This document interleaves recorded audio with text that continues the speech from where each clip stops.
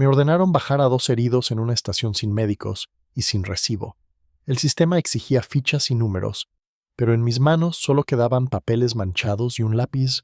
Até un sobre a una camisa, y vi cómo el farol se alejaba mientras el tren volvía a moverse. Al amanecer, en la mesa de admisión, faltaban nombres que yo había visto respirar en la oscuridad. 10 de junio de 1940, norte de Francia.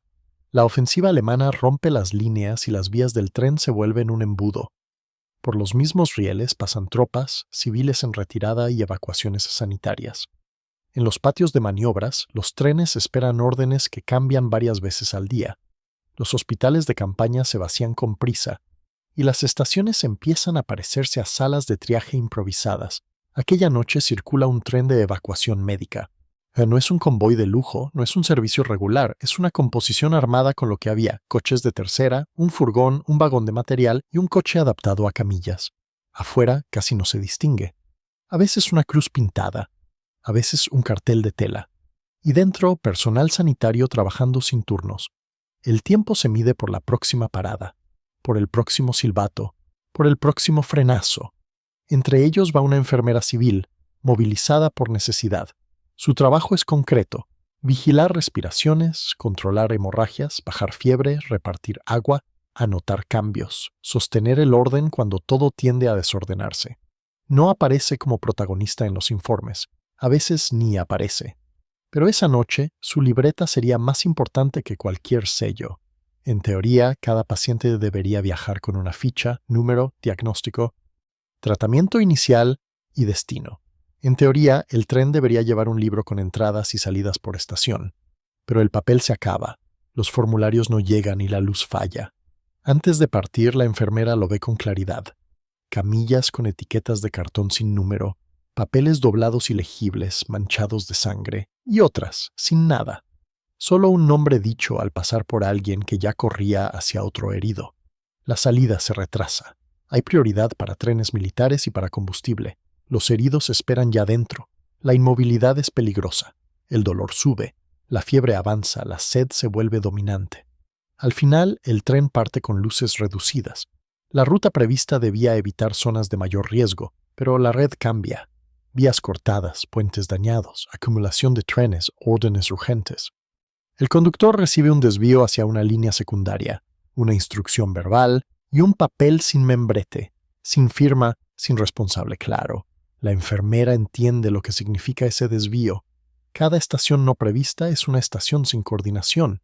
Si no esperan un tren sanitario, no habrá camillas preparadas, ni ambulancias, ni oficina lista para registrar.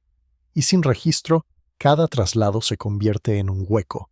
Pasada la medianoche, una señal en rojo obliga a frenar.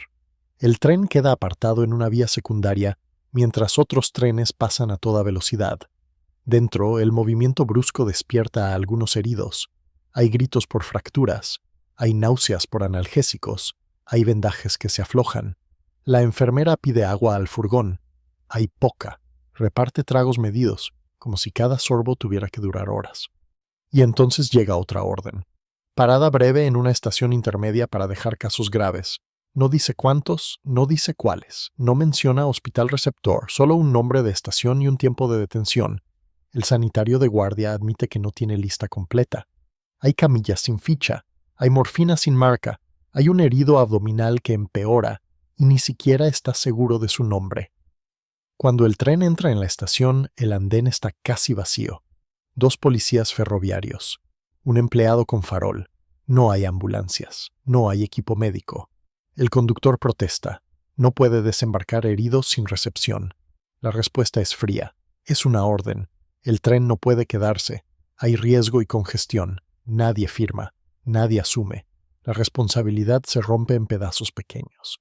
La enfermera toma una decisión práctica. Junto al sanitario, elige a 2 pacientes al límite. Uno tiene el abdomen rígido y el pulso débil.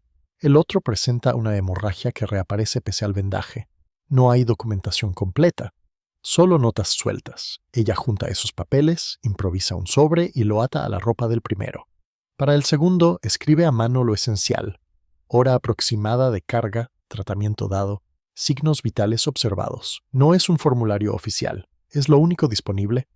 Bajan a los 2 heridos con ayuda del personal ferroviario.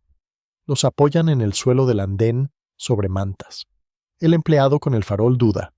No sabe a quién llamar. Al final corre hacia la oficina telegráfica. Promete avisar a un centro sanitario cercano. No firma nada, no entrega recibo, y el tren se va. Desde la ventana, la enfermera mira cómo el farol se aleja. Sabe que esa bajada quedará mal registrada, si es que queda registrada, no por mala voluntad, porque nadie tiene el libro completo y nadie tiene tiempo. Horas después, el tren se detiene otra vez por congestión. La locomotora espera paso en un tramo de vía única. En la distancia se oyen aviones, no hay ataque directo, pero el miedo obliga a inmovilizar composiciones.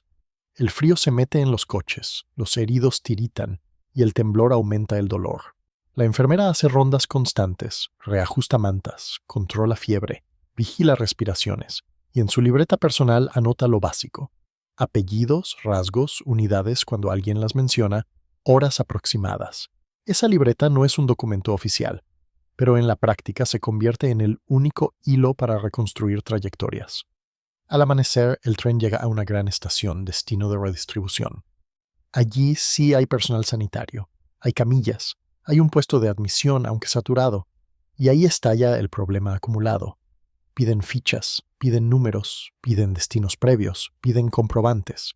El sanitario entrega un paquete de papeles incompletos, manchados, rotos, sin firmas, faltan hojas, faltan nombres, y faltan 2. Nadie en admisión sabe de esa parada intermedia. No hay constancia en el parte. No hay recibo. Para el archivo es como si esos 2 heridos nunca hubieran existido. La enfermera intenta explicar la orden verbal y la detención breve. Le piden el nombre del responsable que ordenó. Ella solo conoce un apellido escuchado de pasada. No puede probarlo. Mientras descargan heridos, cuando una camilla llega sin nada, se asigna un número nuevo. Ese número nuevo no coincide con ningún registro de origen. La continuidad se rompe. El paciente empieza a existir en un archivo distinto, como si hubiera aparecido de la nada. En los días siguientes, la retirada acelera. Los centros sanitarios se desplazan. Muchos documentos se abandonan por orden de evacuación. Otros se queman para que no caigan en manos enemigas. Cajas enteras se pierden en carreteras saturadas. En colapsos así, el papel pesa, ocupa y se vuelve secundario frente a la supervivencia. La enfermera es reasignada a otro servicio. Antes de irse, guarda su libreta en el bolsillo interior del uniforme.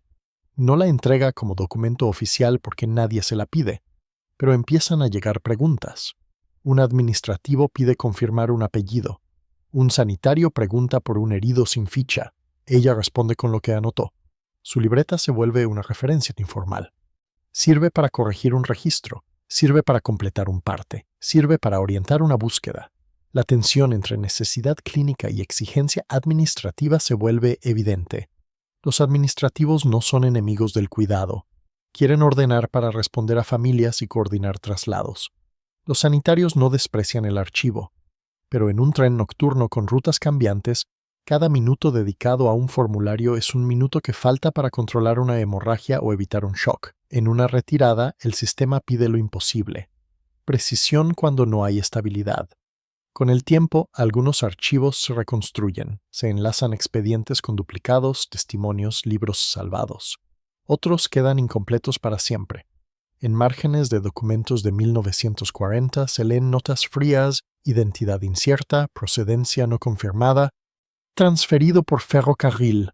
Detrás de esas palabras hay frenazos, estaciones sin ambulancias, órdenes verbales y nombres que se pierden. La enfermera no dejó memorias públicas, no encabezó ceremonias. Su trabajo quedó en esa zona gris entre lo clínico y lo documental. Sostuvo mantas, midió pulsos, anotó apellidos y una noche decidió atar un sobre a una camisa cuando no había formularios.